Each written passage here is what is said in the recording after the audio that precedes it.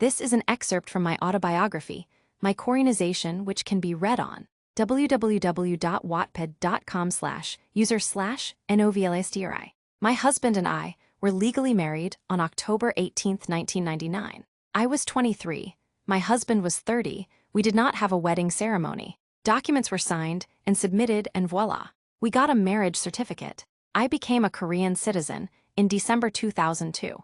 It took months of preparation, studying for the Korean citizenship test. My husband was my teacher.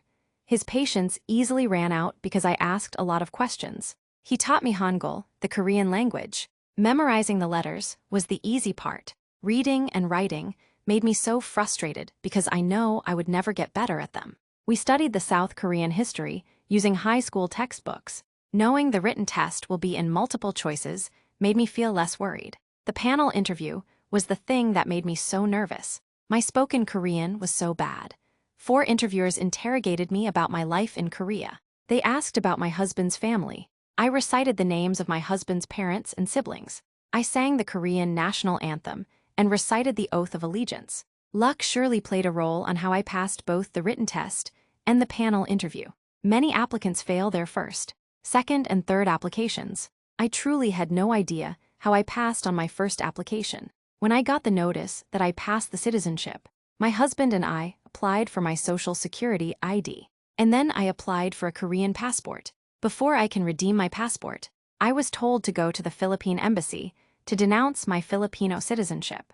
The Philippine consul warned me that if war breaks between North and South Korea, the Philippine embassy will not be able to assist in my evacuation. The back cover of my Philippine passport was cut diagonally and was handed back to me. I guess it served as a souvenir. I got my first Philippine passport in 1997.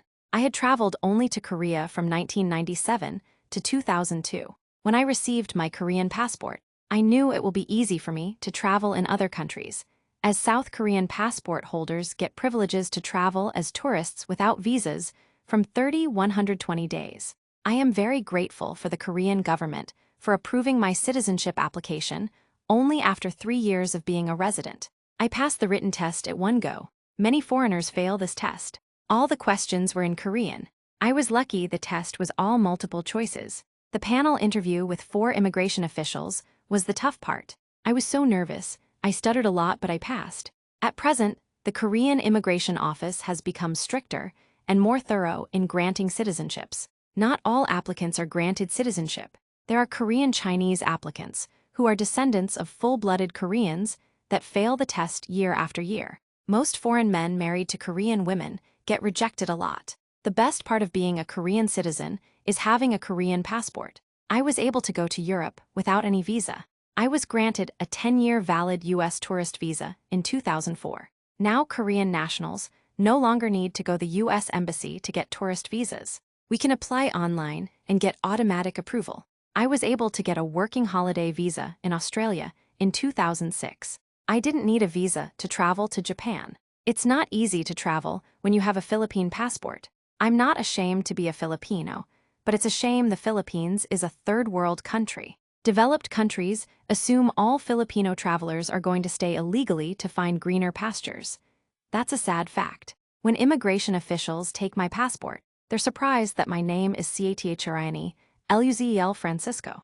99% of Koreans have 3-syllable names. Lee Hojan, Kimyuna, Jangdongjun. They knew right away that I got my citizenship by marriage because next to my name is typed, wife of Lee. To be continued.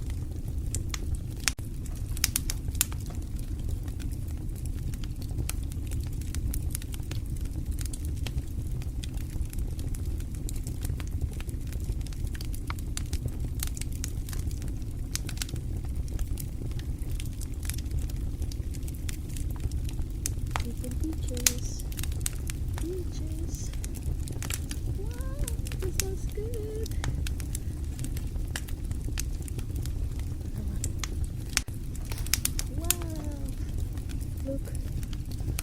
Look at all the stuff I picked. Lovely. Lovely, lovely.